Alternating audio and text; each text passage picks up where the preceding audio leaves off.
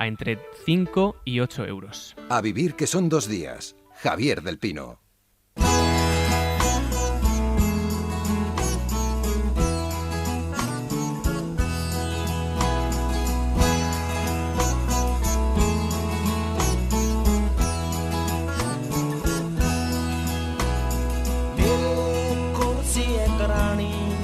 ਸ਼ਹਿਰ ਮੈਂ ਕਹਿਵਾਂ ਉਹਦੇ ਕੋਲ ਸੀ ਮੈਂ ਉਹਨੇ ਉਹਦਾ ਕਮਰਾ ਦਿਖਾ ਲਿਆ ਹੈ ਨੀ ਇਹ ਅੱਛੀ ਨੋਰਵੇਜਨ ਲੱਕੜੀ ਉਹਨੇ ਕਿਆ ਰਹਿਣਾ ਤਾਂ ਮੈਂ ਜਾ ਜਿੱਥੇ ਵੀ ਤੇਰੀ ਮਰਜ਼ੀ ਮੈਂ ਆਲੇ ਦੁਆਲੇ ਦੇਖਿਆ ਕੋਈ ਉੱਥੇ ਕੁਰਸੀ ਨਹੀਂ ਸੀ ਮੈਂ ਦੂਈ ਤੇ ਬਹਿ ਗਿਆ ਸਮਾਂ ਸੋਚ ਕੇ ਉਹਦੀ ਸ਼ਰਾਬ ਪੀ ਕੇ ਅਸੀਂ 2 ਵਜੇ ਤੱਕ ਗੱਲਾਂ ਕੀਤੀਆਂ ਫੇ ਉਹਨੇ ਕਿਹਾ ਸੌਣ ਦਾ ਸਮਾਂ ਹੋ ਗਿਆ Ramón Lobo, ¿cómo estás, Ramón? Buenos días. Muy buenos días, ¿qué tal? Muy bien. Oye, esa foto que pones en Twitter de tu despacho, que además, yo que sé, hay un pequeño acto de voyeurismo, ¿no? Ver el lugar en el que trabajas. Estaba pensando que tienes que tener cuidado cuando te pones de pie, ¿no? Sí, no, tengo perfectamente medido los giros de cuello en la casa es inclinada, es aguardillada. No, aquí es un pequeño espacio en el que... Bonito, muy bonito. Sí, muy agradable y bueno, está muy desordenado, pero bueno, tiene un cierto orden también. Y aquí es donde hago todo, escribo y bueno, y hablo por la radio. ¿Y te quejas de cosas por Twitter? No, también, ¿no? Bueno, me quejo poco, me quejo más, sí, por Twitter, claro que me quejo por Twitter. ¿La barba cómo va, por cierto? La barba va bien, me he cortado 3 pelitos en los lados para que quede menos salvaje, pero bueno, bien, va bien. A mí lo que me molesta es que cada vez que salgo a aplaudir, que yo tengo que emerger por el Velux, a través de una escalerilla que tengo, salgo ahí con en tu caso. Sí, no, claro, salgo con la barba, un gorro el comunista chino, por si acaso vienen, y una especie de no sé cómo se llama, pañuelo. Una especie de chaqueta naranja que parece Guantánamo. Salgo y no me ve nadie. Todo el mundo se está saludando ahí de balcón a balcón y a mí no me ve nadie. Estoy harto. La cabecilla por ahí. Me está empezando a cansar esto de aplaudir y que no me vean. El otro día tú mencionaste lo de la barba por la mañana. Además contabas que habías leído en algún sitio que recomendaban incluso afeitársela, ¿no? Pues acaso tenías que ingresar en una UCI y era luego más fácil los procedimientos que hay que hacer contigo. Y luego Juanjo Millás estuvo comentando que él llevaba como 4 o 5 días sin afeitarse y que estaba en ese punto en el que tenía que decidir, ¿no? Y decía que afeitarse una barba incipiente es como pasar a limpio un texto, lo cual me pareció una metáfora maravillosa. En tu caso es tirar al cubo de la basura un libro entero, afeitarte tu barba, porque sí. es frondosa, ¿eh? Llevo ya 13 meses con esta barba, ya me puedo hacer esta coleta en la parte de adelante. Sí, recordemos que la hija de Sandro Pozzi incluso te confundió con Papá Noel genuinamente, ¿no? Sí, no, y además es que cuando le llamo a Sandro Pozzi, los niños se ponen y siguen pensando que soy Santa. Y que trabajas en verano, ¿no? Y me preguntan que cómo hago ahora para conseguir los regalos. Total. Oye, no sé si anoche seguiste la rueda de prensa de Pedro Sánchez. A mí cada vez me incomoda más el formato. Y además son estas cosas que se hacen la primera vez y luego nadie las replantea. A lo mejor habría que revisarlo, ¿no? Esto de, yo creo, sí, de que sí. son 6 o son 9 periodistas que preguntan, además lanzan 3 preguntas y no se les permite repreguntar. En algún momento habría que pensar que a lo mejor alguno de ellos le quiere decir al presidente: perdone, pero no me ha respondido lo que le he preguntado, ¿podría por favor centrarse en la pregunta? Sí, a mí creo que Andrew Cuomo lo está haciendo muy bien, no sé cómo lo ves tú. Sí. Pero primero sentado, es como más informal, no de pie detrás de un atril, que marca una especie de distancia, y algo mucho más familiar. Yo creo que aquí en estos momentos en que estamos en una crisis importantísima, la más grande seguramente que vamos a vivir en nuestras vidas, yo creo que el elemento familiar de normalidad es mucho mejor, ¿no? Y lo mismo Pablo Casado, ya no es que lo que dice, sino es cómo lo dice, en el tono que lo dice, todo el rato exigiendo. Si en vez de utilizar la palabra exigir, utilizar la palabra proponer, y un tono mucho más tranquilo, más familiar, creo que la comunicación sería mucho mejor. Es verdad. Has escuchado lo que ha hecho Más Madrid, en el Ayuntamiento de Madrid, ¿no? Escuchaste a Rita Maestre, sí, ofreciendo toda su ayuda y todo su apoyo al alcalde. Claro, es lo que se ha hecho en Inglaterra, lo que se ha hecho en Portugal, lo que hace cualquier político serio, y creo que esto debería ser una enseñanza enseñanza para todos los políticos. Es que hay una gran confusión en España sobre gobierno y Estado. Mucha gente cree que el gobierno es el Estado. No, el Estado también es el Ayuntamiento de Madrid y es la Comunidad de Madrid y somos cada uno de nosotros que pagamos impuestos. Entonces yo creo que hay que tener el bien común tiene que estar por encima de los odios y de los intereses particulares. Y después hay cierta prensa que está dando un espectáculo lamentable.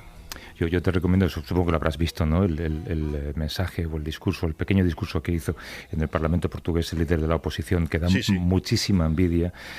Claro, la pregunta que uno se hace es, ¿qué tiene que pasar, no ya en este país, sino en la tierra, para que un político español de la oposición muestre su apoyo con cierta dignidad a lo que está pasando, ¿no? Y para reconocer que es una situación que a todo el mundo nos ha pillado con el pie cambiado y que lo lógico es que se cometan errores. Lo hemos cometido los periodistas, los han cometido los políticos y, por supuesto, los han cometido los líderes de la oposición, que nunca plantearon, por ejemplo, ninguna pregunta parlamentaria sobre lo que se nos venía encima en los meses anteriores, ¿no? Yo recomiendo que una entrevista que hoy publica La Vanguardia con Yuval Hariri, que es el hombre que escribió Sapiens, fantástica, que explica un poco que en el momento que estamos, cómo va a ser el futuro y que ese futuro va a depender de las decisiones que se toman hoy. Por ejemplo, Trump, estamos viendo la locura en Estados Unidos, ¿no? Llamando a la rebelión para que la gente pida salir a la calle, las playas de Florida abiertas. Bueno, todo esto va a determinar no solo el número de muertos, sino el tipo de mundo al que nos vamos a encontrar. Alguien dijo hace poco que donde hay muertos hay buitres, y creo que hacía referencia a la política. Sí, lo dijo Millás. Ah, sí, en un rarísimo tuit de Millás. Sí, es curioso que haya... no sé, que de repente caiga un meteorito en Soria, por ejemplo, y estoy seguro que la respuesta de la oposición va a ser, ¿cómo es que ustedes no pudieron prever? Pues no se puede prever. Y luego las corbatas negras y el luto, esperemos que se acabe el número de muertos. Cuando consigamos que el número de muertos sea cero, sí habrá que hacer un gran homenaje nacional a todos los muertos y ponerles nombre y apellido. Claro, incluso aquellos de los que se han apropiado algunos, ¿no? Oye, vamos con lo nuestro. Venga. Vamos. I'm a man on fire, walking through your street with one guitar and two dancing feet. Only one desire that's left in me on the whole damn world to come dance with me. Yo creo que no sorprende a nadie, ¿no? El gobierno chino ocultó datos sobre el brote del coronavirus, según documentos obtenidos por la agencia AP. A principios de enero, la ciudad de Wuhan, el epicentro de la pandemia, estuvo celebrando el Año Nuevo Lunar, cuando una semana antes el gobierno ya tenía conocimiento de ese brote. Y durante aquella semana de silencio gubernamental se infectaron unas 3.000 personas y el resto es historia. La censura y la desinformación iniciales, en este caso sí que fueron una bomba de relojería. Sí, bueno, China ha actuado bien, pero ha actuado bien teniendo en cuenta que China no es una democracia. China no hay libertad de expresión, hay un gobierno que controla absolutamente todo. Parece ser que a finales de diciembre ya había conocimiento de la gravedad de este virus. Hay un periódico, se llama el South Asian Morning Post, que ya el 2 de enero publica que podría ser un nuevo coronavirus, y ahí había que ver qué calidad y qué cantidad de información pasó el gobierno chino a la OMS y si dijo toda la verdad. También se comentaba en esta información de Associated Press que entre el 14 y el 20 de enero el gobierno chino dudó, como todos los gobiernos del mundo, qué hacer. Supongo que primaría la economía, los festejos del año lunar chino, etcétera, hasta que el día 23 cierra Wuhan. En el momento que cierra Wuhan, la actuación del gobierno chino, aparte de que las cifras de muertos sean falsas o no, es impecable. Sí. Y falta saber si China quedará como héroe o como villano en esta pandemia, porque pese a los errores iniciales, China ha elaborado una especie de manual que le ha permitido recuperar cierta normalidad. Se ha convertido también en el primer fabricante de mascarillas del mundo, producen 100 millones al día y esa cifra va a crecer.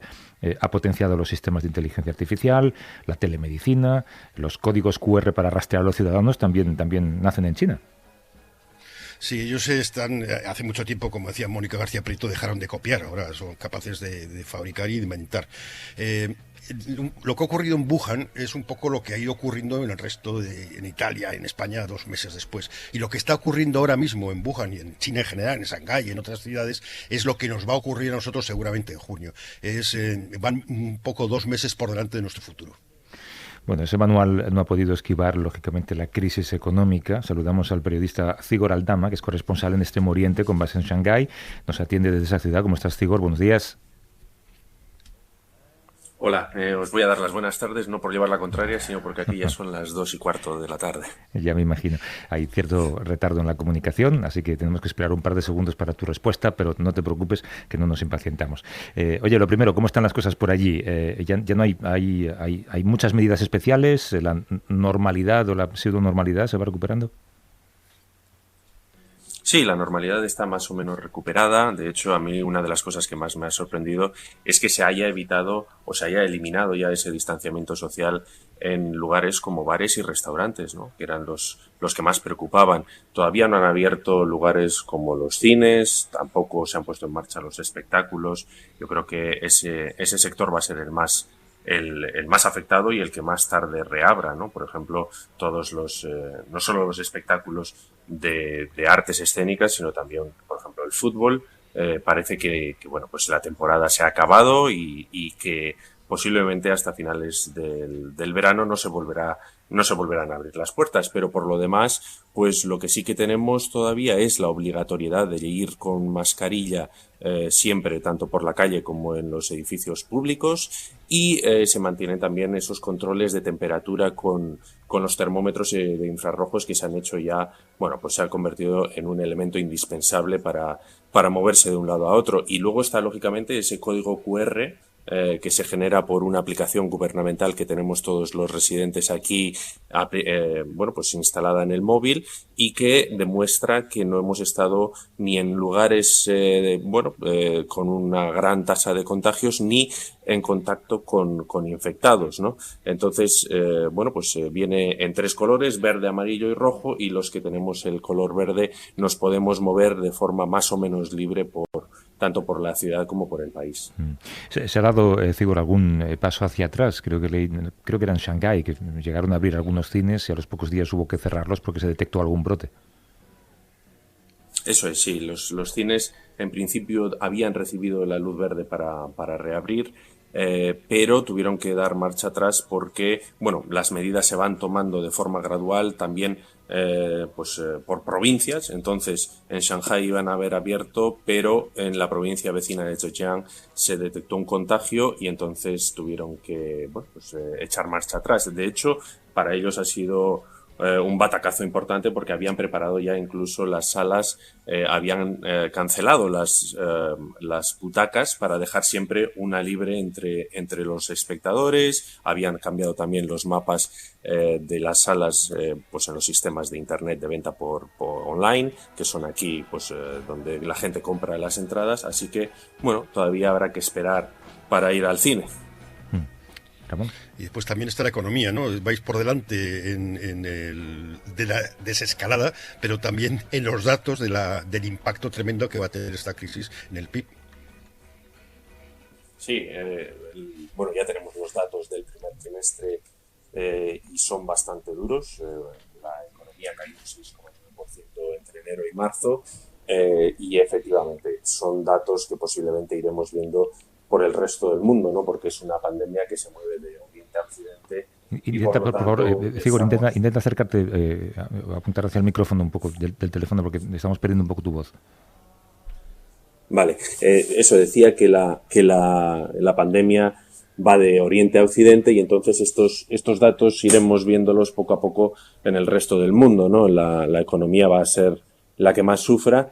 Y aquí además, aunque la actividad ha comenzado ya, las industrias están produciendo a todo trapo, lo que está pasando es que no hay demanda. Entonces, la gente teme esa incertidumbre, no saber si va a perder el empleo y entonces el consumo se reduce mucho. Eso lo que provoca es que lógicamente haya un exceso de capacidad de producción y falte la demanda, con lo cual no solo tanto en China, sino en el resto del mundo, porque al final China depende mucho de las exportaciones y si el resto del mundo cierra, las empresas y las fábricas en China, aunque estén abiertas, no van a producir nada porque no tienen a quién vendérselo. Así que ese es uno de los grandes problemas a los que se enfrentan ahora aquí las empresas. Claro, la resaca de todo lo que se ha vivido ha dejado episodios que yo creo que se van a dar en todos los países cuando estemos en el lugar en el que tú estás ahora mismo, ¿no? En el lugar del futuro, quiero decir. En el sur del país ha habido episodios claros de racismo, y eso yo creo que tenemos que ser conscientes de que va a pasar, nos va a pasar a nosotros. Allí están echando a residentes extranjeros de sus casas, los hoteles también los rechazan, hay algo más que miedo, ¿no? Hay un componente que sí que da un poco de miedo, un componente de comportamiento.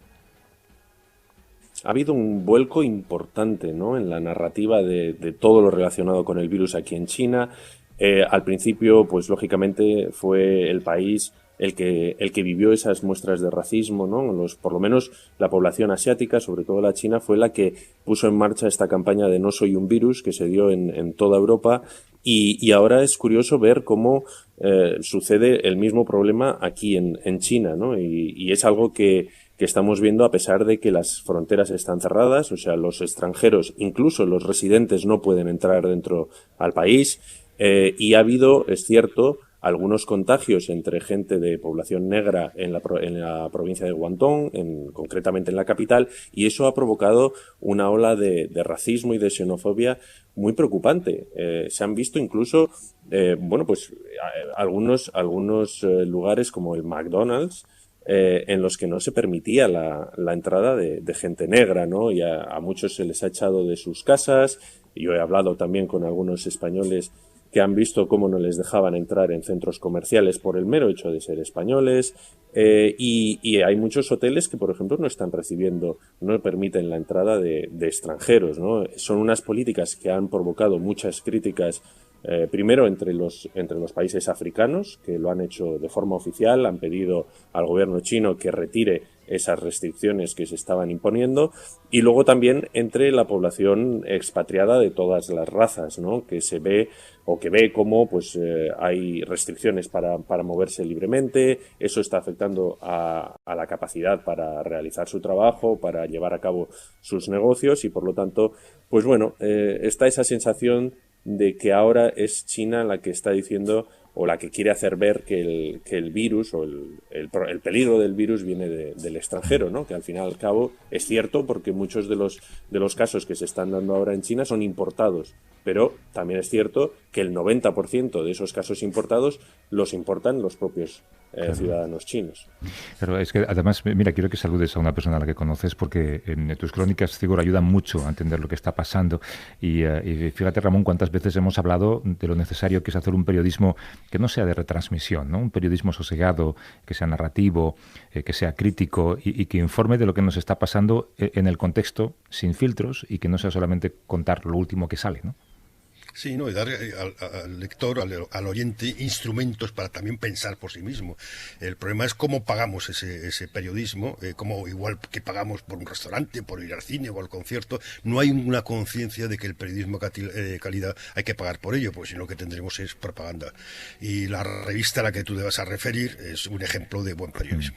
En la que escribe también Cigor, es 5W, de esos medios que apuestan por un periodismo diferente. Hay que decir que el otro día charlábamos también con Juanjo sobre cómo esta pandemia seguramente va a ser un acelerador de cosas, igual que va a acelerar seguramente la desaparición del papel, de los periódicos en papel, igual acelera la comprensión colectiva de que por el buen periodismo hay que pagar, ¿no? Esta revista está hecha por reporteros y por fotógrafos que ofrecen historias y contextos que nos ayudan a entender mucho mejor la actualidad, y su director es alguien a quien conocemos en este programa bastante, es el periodista Agus Morales. ¿Cómo estás, Agus? Buenos días. ¿Qué tal? Buenos días. ¿Cómo estáis? Claro, para vosotros la situación no cambia, las cosas hay que contarlas como las soléis contar, con tranquilidad, ¿no? Pero en una crisis como esta, no solamente sanitaria, sino de periodismo, el sosiego es más necesario que nunca, Agus. Sí, por supuesto. Ahora está sucediendo una cosa, y es que yo siempre he pensado que cubrir un pleno municipal pues en cualquier localidad de España es como cubrir un atentado en la India, que todo está conectado. Pero es que ahora lo siento, o sea, lo sentimos. A mí cuando me llega una crónica de Cigor Aldama con el que estamos hablando, siento que es información local. Y cuando yo estoy ahora en Barcelona y voy a hacer algún reportaje a un hospital o a un lugar, siento que es periodismo internacional, ¿no? O sea, de alguna forma como si todo fuera... Todo es a vista de lobo, ¿no? Sí. Todo está conectado, y al final yo creo que sí que hace falta, sobre todo en un momento en el que no nos podemos tocar, la piel, ¿no? La piel, que no es solo la reacción política de turno, sino contar las historias que hay detrás, contar la desigualdad, contar qué pasa con el sistema sanitario, en definitiva, pues a hablar de la vida. Sí, pero lo que pasa es que la realidad es esa que tú describes, es que estamos cada vez más interconectados, pero el mundo va al revés. Solo parece importarnos y cada vez más la realidad que tenemos, digamos, a tiro de mano, ¿no? Nos ha pasado, lógicamente, también con esta crisis, cuando de repente ha surgido, hasta que no la hemos visto al lado, no la hemos entendido. Yo no sé si en el fondo son dos líneas que van en sentido contrario. Sí, de alguna manera sí, y sobre todo en la última década, como hemos visto, es como los estados que pensábamos que habían quedado atrás, ¿no? Con aquella palabra que ya casi no se pronuncia ya casi, que es la globalización, que han ganado cada vez más peso, ¿no? Y eso lo vemos, por ejemplo, con las personas refugiadas, con las fronteras. No se han hecho más que construir fronteras, ¿no? Por ejemplo, desde el fin de la Guerra Fría. Y hay ese retraimiento, esa regresión también en muchas poblaciones, en muchos estados, lo cual choca con esa visión de que todo está conectado y que en el caso de un virus, por ejemplo, las metáforas sobre los muros son absurdas, ¿no? Decir que vas a poner un muro a un virus, pues no tiene sentido, y ahora vemos como tenemos espejos en todo el mundo, ¿no? Tenemos el espejo del futuro en China, nosotros somos espejo de otros lugares, y para entenderlo todo tienes que tener información contrastada y rigurosa de todos los lugares del mundo, está claro. Ramón. Vosotros, aparte de tener una web, publicáis una revista, casi libro, al año, y este año justo es la revista que estaba saliendo y os ha pillado todo esto, en la presentación se llama Odio. Odio es otra pandemia que tenemos y es muy visible ahora también, ¿no? Claro, esa precisamente por la pregunta que me hacía Javier, ¿no? Nosotros hemos hecho este número, que es un monográfico de periodismo, que se titula Odio, que salió en febrero. Y bueno, nosotros lo que hacemos es fijarnos en las grandes dinámicas contemporáneas, ¿no? Por ejemplo, ahora hemos visto que el odio ya no está en los márgenes del debate político, que estaba en el centro, y por eso le dedicamos un número. Y hemos visto con la pandemia que esta pandemia nos ha pillado a todos odiando, ¿no? Que nos ha pillado pues con los Estados Unidos de Trump, o con la islamofobia, con, por ejemplo, los ataques contra personas refugiadas en Italia, etcétera, etcétera. Y esa, desde luego, es una situación difícil, ¿no? Para afrontar un desafío global como este. Zigor, yo me pregunto cuántas veces has tenido que desmontar estereotipos sobre el lugar en el que tú resides y desde el que informas, ¿no? Los lectores muchas veces lo que quieren es reforzar lo que ya saben de ese país, y tu misión, supongo que muy a menudo, es desmontar eso, ¿no? Sí, yo creo que en esta crisis sanitaria estamos viendo los periodistas, sobre todo los corresponsales aquí en China, un importante incremento del número de trolls, ¿no? Y una polarización de los lectores que llega de los dos lados, ¿no? O sea, nos llegan tanto pues los anticomunistas como los prochinos, todos nos critican, y es verdad que los estereotipos son muy difíciles de desmontar. Por ejemplo, cada vez que publico algo sobre economía en China, salen pues esos comentarios en los que se habla de las malísimas condiciones laborales, de los sueldos de miseria, cuando realmente eso yo creo que cada vez es menos fiel a la realidad, ¿no? Y ahora con el tema del coronavirus vemos pues cómo vuelven esos fantasmas de comen perro, comen gato, comen murciélago, cuando no es cierto que coman murciélago, lo digo por si acaso, por si alguien tiene dudas, ¿no? Entonces es muy difícil hacer este tipo de periodismo en un país que provoca, unos sentimientos encontrados tan fuertes como es la propia China. Zigor Aldama, que es corresponsal en Extremo Oriente con base en Shanghái. Gracias, Zigor, como siempre. Un abrazo. Un abrazo. Muchas gracias. Hasta luego. Y Agus Morales, que es periodista y director de la revista 5W, que cuesta, creo que son 36 al año, ¿no? 36 euros al año en formato digital. Sí, tenemos dos suscripciones. Una es la digital, que es 36 euros. La otra es de 60 euros, que incluye también el envío de nuestros libros, de nuestra revista en papel. Hicimos, de hecho, uno con Ramón Lobo, que era una conversación periodística, hace ya 2 o 3 años. Y ahora, por ejemplo, no estamos enviando esas revistas en papel por responsabilidad, pero en cuanto podamos lo volveremos a hacer. Sí, hay que decir que además, tú lo llamas revista en papel, es un libro de poner en una mesa para que la gente lo vea, porque está muy, muy bien editado. Como siempre, Agus, un abrazo y suerte con el proyecto. Muchas gracias, un abrazo. Un abrazo. Hasta luego. Ramón, no te marches, que tenemos además esperando a una persona con la que tenía ganas de conversar. Venga. Vamos.